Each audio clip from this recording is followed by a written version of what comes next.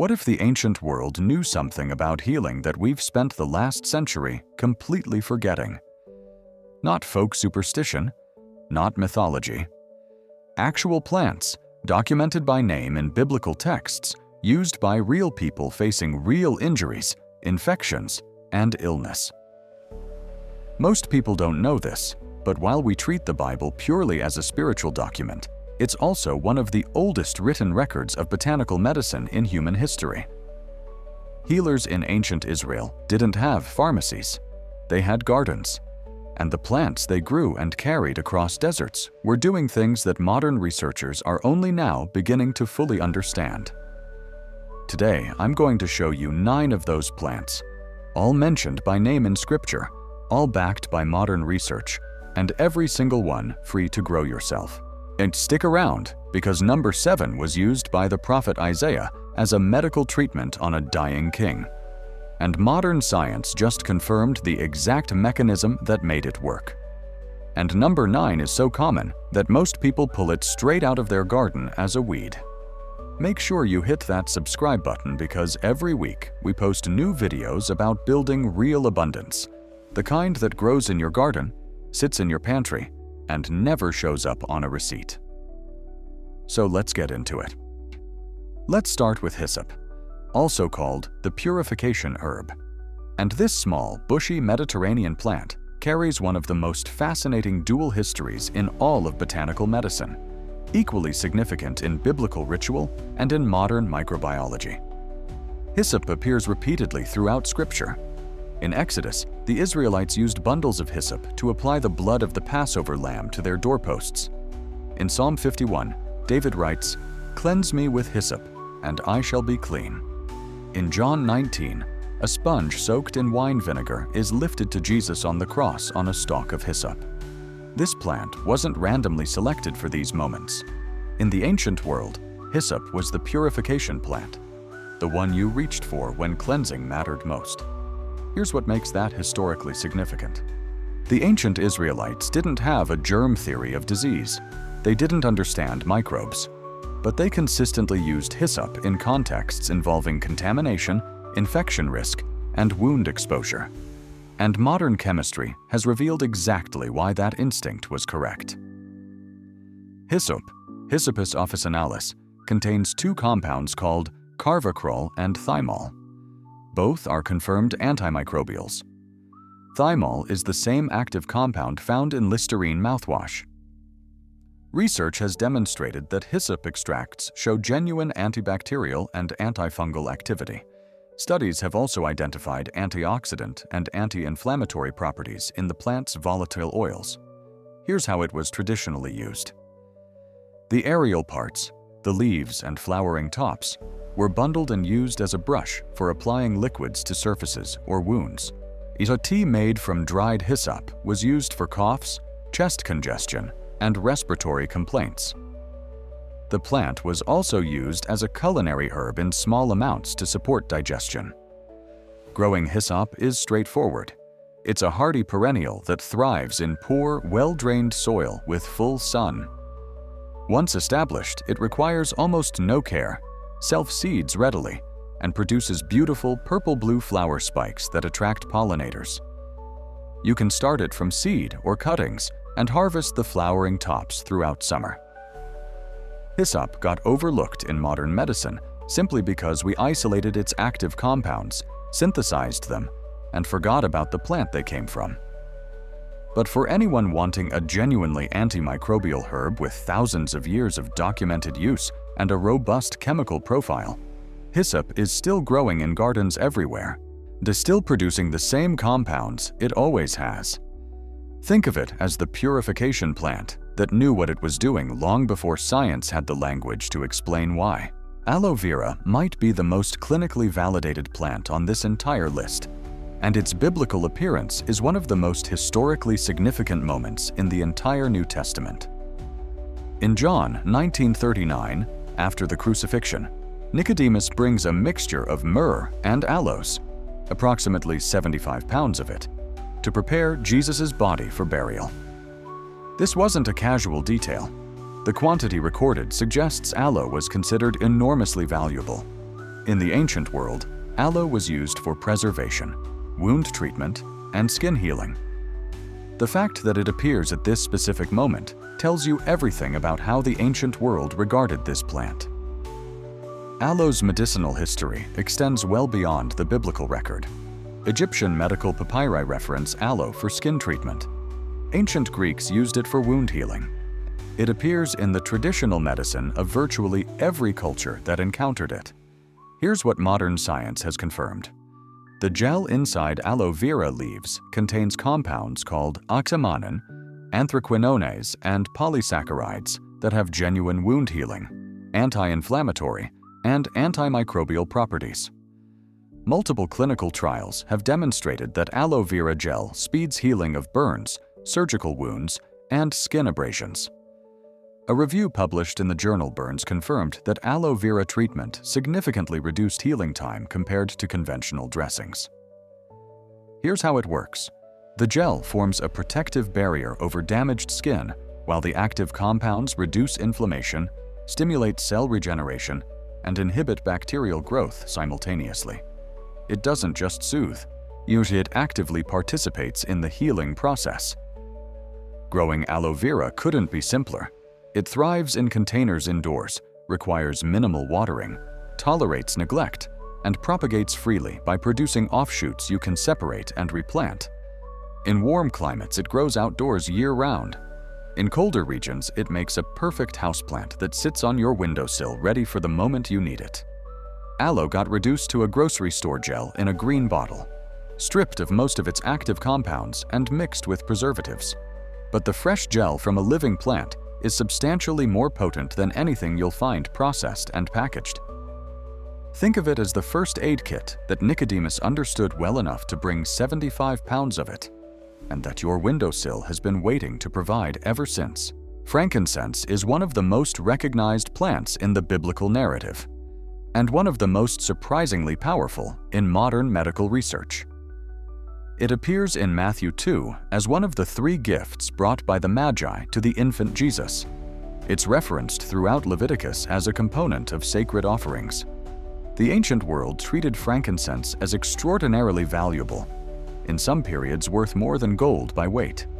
It was traded across thousands of miles of desert, burned in temples, used in burial preparation, and applied medicinally across Egypt, Israel, Persia, and India. What the ancient world was working with was the resin of the boswellia tree, and modern chemistry has identified exactly what makes it remarkable. Frankincense resin contains compounds called boswellic acids, specifically AKBA, acetyl-11-keto-beta boswellic acid. Research has demonstrated that boswellic acids inhibit a specific enzyme called 5-lipoxygenase, which plays a central role in inflammatory pathways in the human body. This is a confirmed, documented mechanism, not traditional speculation. Clinical trials have shown frankincense extract produces measurable improvements in osteoarthritis, inflammatory bowel conditions, and asthma. Here's what makes this particularly significant. Unlike many anti-inflammatory compounds, boswellic acids don't appear to cause the stomach damage associated with common anti-inflammatory medications. Researchers are actively investigating frankincense extracts for this reason.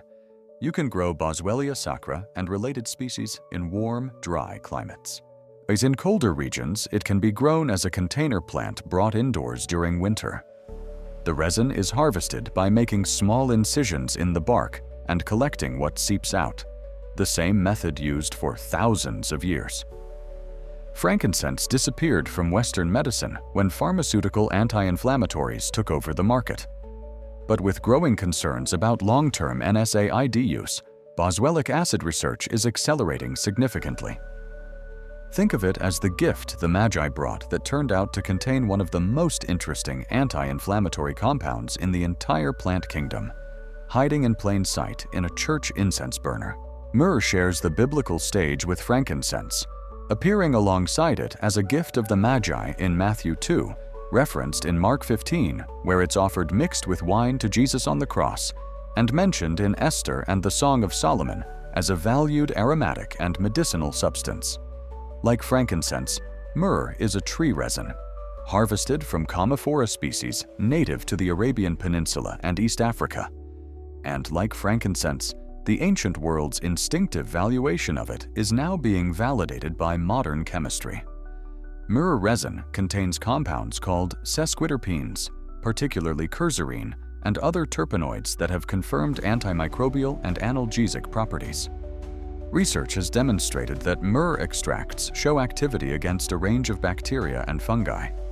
Studies have also confirmed genuine pain-relieving properties, which gives historical context to its appearance in Mark 15.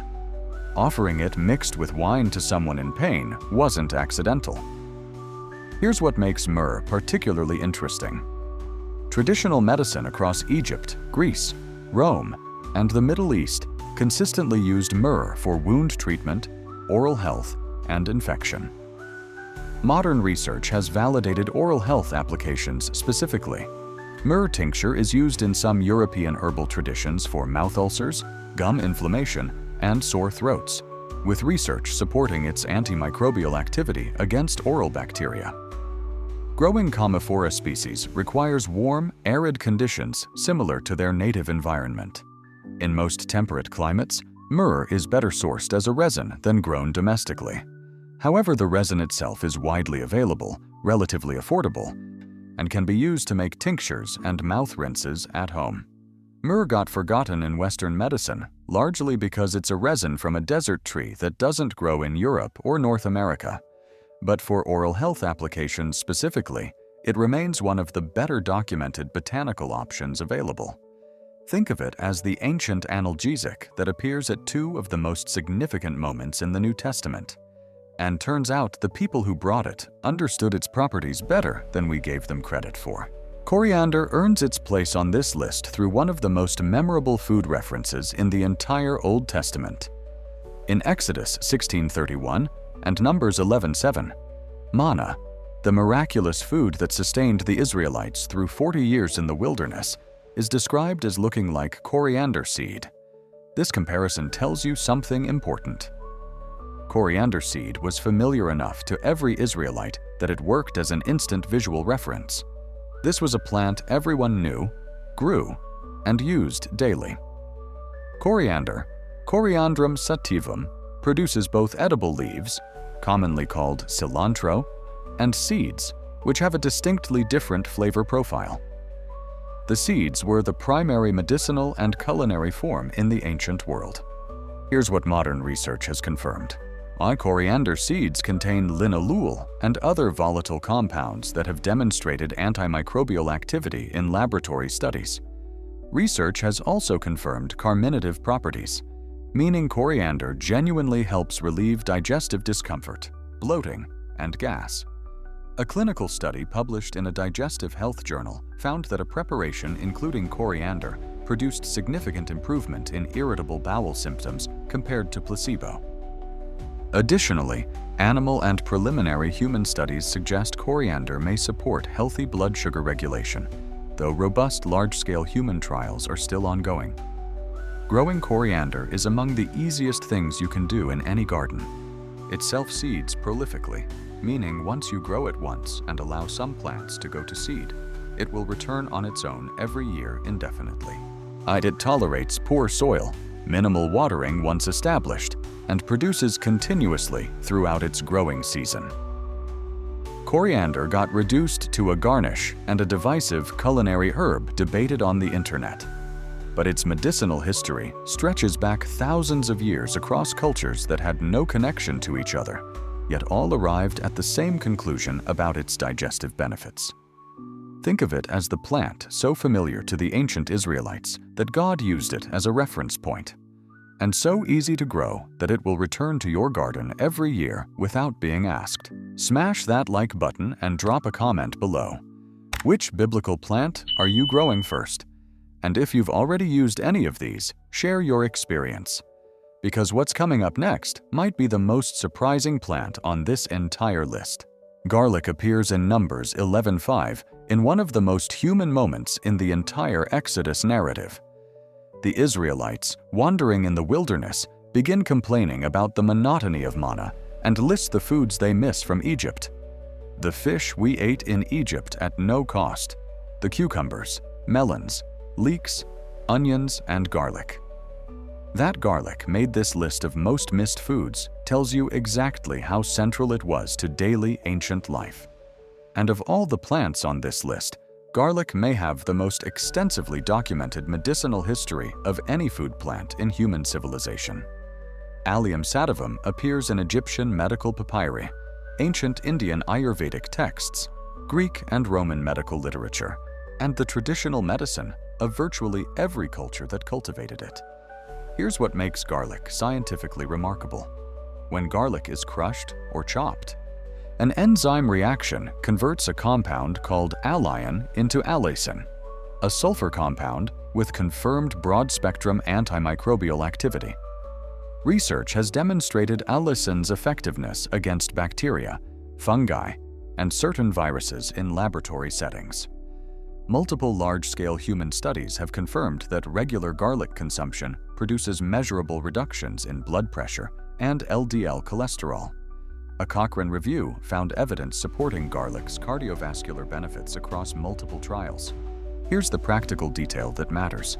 Allicin is destroyed by heat. Raw garlic delivers the full antimicrobial benefit. Cooked garlic retains cardiovascular benefits through other sulfur compounds but loses some of the direct antimicrobial potency. To crushing or chopping garlic and letting it sit for 10 minutes before cooking preserves more of the beneficial compounds than chopping and immediately heating. Growing garlic requires almost no effort. Plant individual cloves in fall. Harvest whole bulbs the following summer.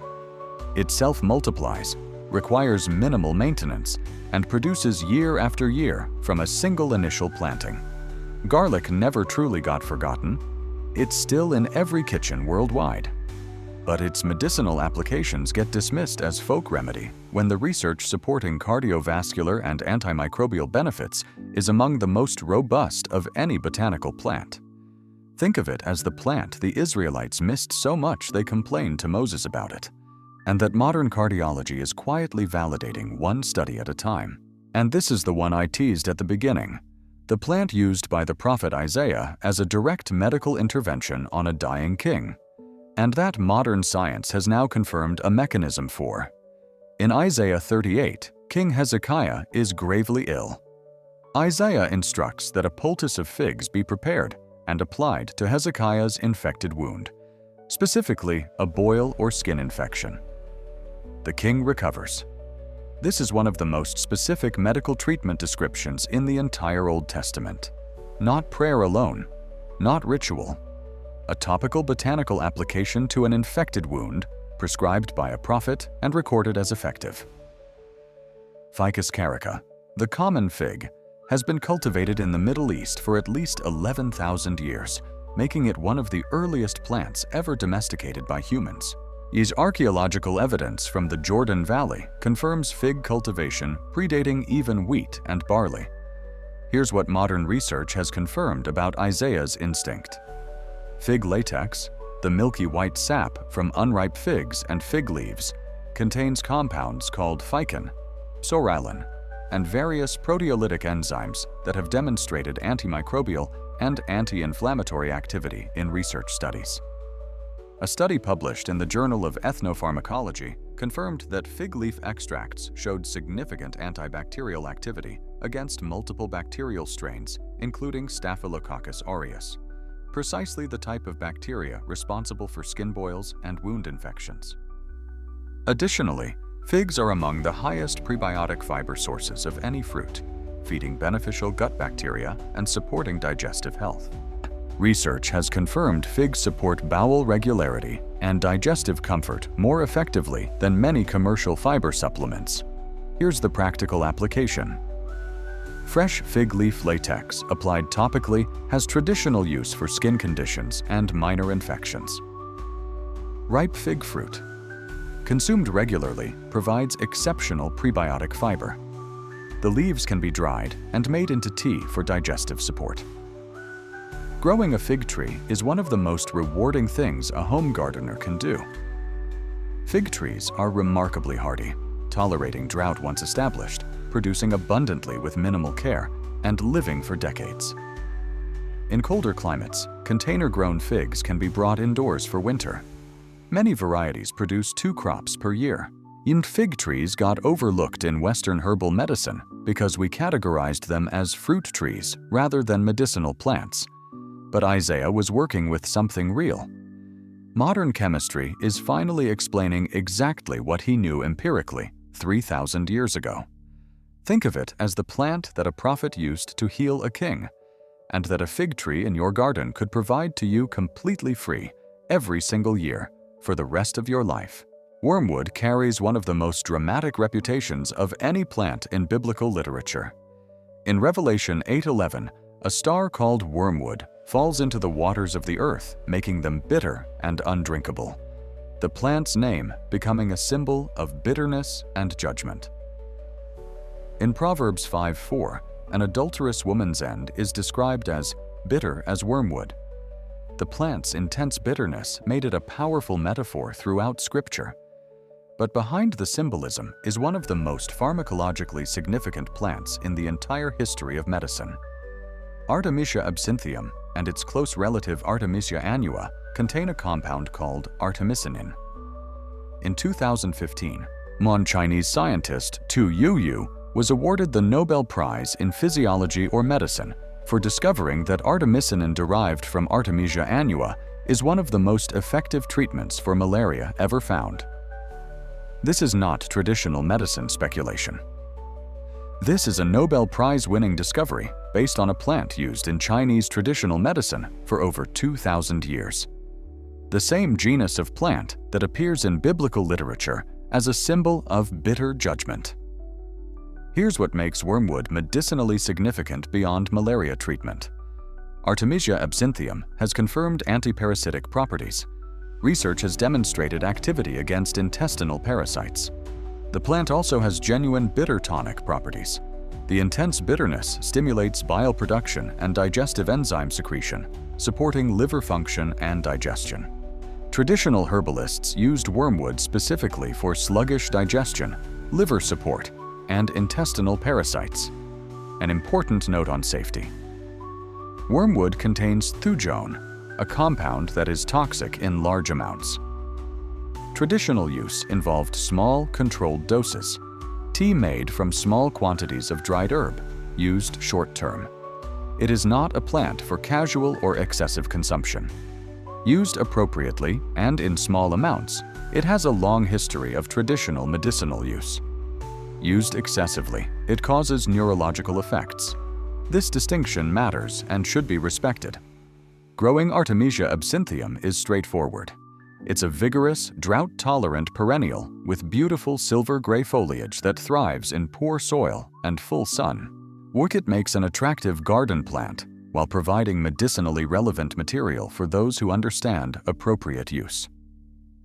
Wormwood got associated almost exclusively with absinthe and biblical judgment, which caused most people to miss the fact that the same plant family produced one of the most important antimalarial compounds in modern medicine. Think of it as the plant so bitter that Scripture used it as a metaphor for judgment, and that a Nobel Committee used as a metaphor for what happens when ancient botanical knowledge finally gets the scientific attention it deserves. And here we are at number 9.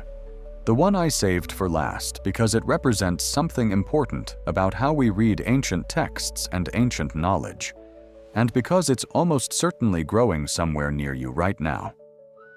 Flax appears in Joshua 2 when Rahab hides the Israelite spies under stalks of flax drying on her roof. It appears in Proverbs 31 in the description of the virtuous woman who selects wool and flax and works with eager hands. Throughout the ancient Near East, flax was one of the foundational crops of civilization, cultivated for linen fiber and for nutritious seeds simultaneously. Linum usitatissimum has been cultivated for at least 6,000 years. It is one of humanity's oldest crops.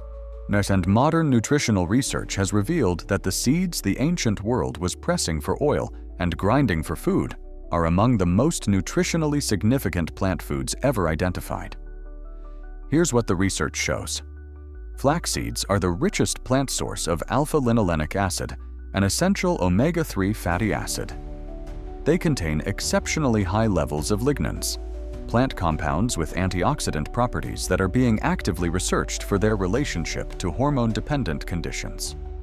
Multiple large-scale studies have confirmed that regular flaxseed consumption produces measurable reductions in LDL cholesterol, blood pressure, and inflammatory markers. A meta-analysis published in the American Journal of Clinical Nutrition found significant cardiovascular benefits associated with regular flaxseed consumption across multiple trials. Here's the practical detail that changes everything. Whole flax seeds pass through the digestive system largely intact. To access the nutritional benefits, flax seeds need to be ground. Ground flaxseed, also called flax meal, can be stored in the refrigerator for up to a month and added to smoothies, oatmeal, yogurt, or baked goods. 1 to 2 tablespoons daily is the amount used in most research studies showing cardiovascular benefit. Growing flax is genuinely simple. It produces beautiful blue flowers, tolerates poor soil, and self-seeds readily once established. You can harvest the seed heads when they turn brown and dry, thresh out the seeds, and have a continuous supply from a single planting that returns year after year. Flax got reduced to a linen crop in historical memory and a supplement capsule in modern health culture. Most people have never connected the plant Rahab had drying on her rooftop to the ground flaxseed sitting in their refrigerator. But they are the same plant, doing the same things it has always done, grown by people who understood its value long before we had the science to explain it. Think of it as the plant hiding in plain sight in Joshua 2, the one the ancient world built entire textile industries and fed families with, and that modern cardiovascular research keeps returning to because the evidence simply won't stop accumulating. If you made it this far, you now know something that most people reading their Bible every week have never once considered. These weren't just symbolic plants. They weren't just background details. They were medicine, carefully chosen, specifically applied, and documented by people who understood their properties through thousands of years of direct observation. And every single one of them, hyssop, aloe, frankincense, myrrh, coriander, garlic, fig, wormwood, and flax, can be grown by you, in your garden, in containers, or on a windowsill, completely free. If you found this valuable and it changed the way you think about both botanical history and what you can grow yourself, smash that like button. It really helps this channel reach other people who are ready to look at ancient knowledge with fresh eyes. Drop a comment below and tell me which plant surprised you most. Are you team ancient antimicrobials, team cardiovascular plants, or team the fig tree that healed a king? I read every comment and I'd love to know. And if you haven't subscribed yet, what are you waiting for? Hit that subscribe button and ring the notification bell. We're building a community of people who understand that the oldest knowledge is sometimes the most relevant, and that the most powerful things you can grow are often the ones that have been growing for thousands of years already. I'll see you in the next one.